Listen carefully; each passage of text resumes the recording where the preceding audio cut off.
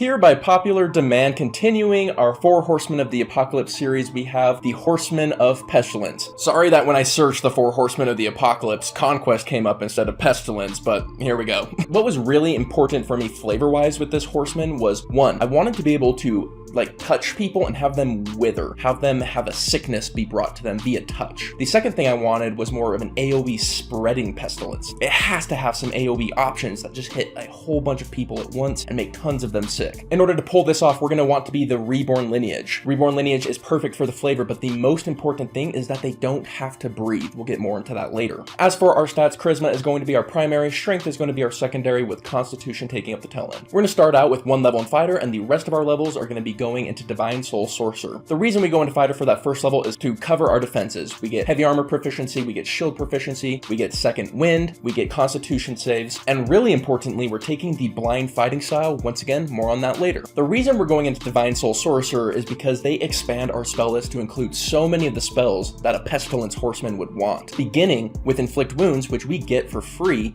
right at level 1 for being evil. So now we have our first spell that when we touch someone, they start to wither and die. We're going to be mixing an AoE debuffer with a melee fighter for kind of a unique gish feel. Now, getting into our horse, this is going to come in at level 5, and this is an important moment here. There is a bit of a DM caveat, so work with me. We're going to be using a war horse skeleton, and how we're going to create it is by using the animate undead spell. Now, I know many of you are up in arms that, hey, the animate undead spell doesn't do that, but consider this. Comparing to Find Steed, we're getting a worse steed for a higher level spell slot that we have to cast more often. My hope is that that's a reasonable enough argument that your DM will allow it. And if not, have them come talk to me. I'm going to convince them. If you get the okay, then Animate Dead is going to be one of your key spells. And I will say that if they don't allow you to do this, this build is still completely viable just without your horse. Other spells I'm going to be looking at for flavor are Wither and Bloom, Cloud Kill, Contagion, Vampiric Touch, Spirit Guardians, and Stinking Cloud. And Stinking Cloud is a bit special for this build. Stinking Cloud is the reason that we went Reborn Lineage and the reason we're using an Undead Horseman, because if you don't have to breathe or you're immune to the poison condition, it doesn't affect you at all. So what we can do is we can create this Stinking Cloud where people can't see through it, and we can walk among our own pestilence. We can be a horseman trotting through our own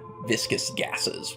Pretty cool. Stinking Cloud is a very important spell for the flavor we're going for. Imagine this. This absolutely acrid cloud of nasty appears over the battlefield. You can't see through it. You're coughing, your eyes are watering, and you just hear this clumping of this bone-rattling horse trot. Barely able to see, you look up, eyes stinging, and you see the shadow of a horseman walking among you, unaffected by this nasty gas. That is the Pestilence Horseman. So this flavor was inspired by using Describe. What's cool is Describe has some really niche flavor text. Like, they have Warhorse Skeleton prepared. So you can take the flavor from the Warhorse Skeleton, the Stinking Cloud, and the White, mix them all together, and you have this Horseman of the Apocalypse. The more I play with Describe, the more I'm finding these fun things you can do with it. That's one of them. If you decide you want to try it out, make sure to use discount code DND Daily to get 10% off your order. Because Stinking Cloud is our iconic spell, we took a lot of our build to synergize with it. We have a cantrip like Booming Blade. They're going to want to escape that Stinking Cloud, so if we just want to do some damage, Booming Blade is an awesome way. They're almost guaranteed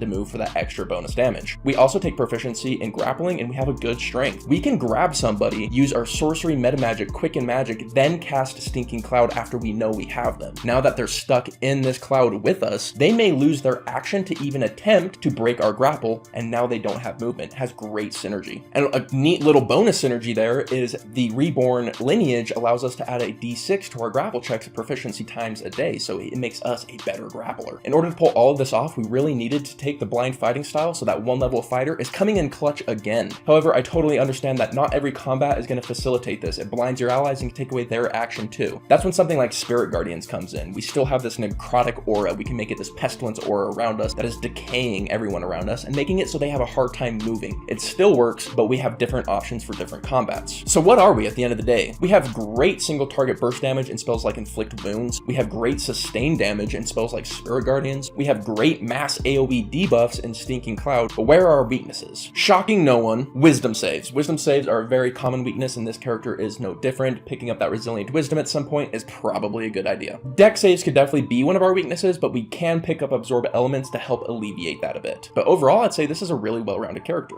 One of our daily legends over on Patreon helped inspire this build. Ambrose B helped inspire the flavor for this video, specifically the Decaying Touch. Ambrose, you have a great sense of flavor. We're really excited to have you part of the Patreon, and thank you so much for your support. And with that, my friends, have yourselves an amazing day, and I'll catch you on the next one. See you then.